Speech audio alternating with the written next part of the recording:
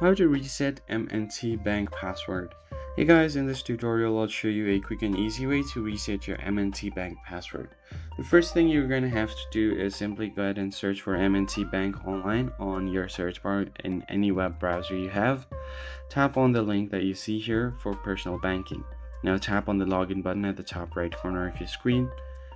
Then you will be headed over to this welcome page. Tap on M&T Online Banking, and you'll be taken directly where you have an option to enter your user ID as well as your password. Let's just continue on with this option. To recover our user ID and password, tap on Help with User ID or Passcode. Now if you have forgotten your user ID, select the first option.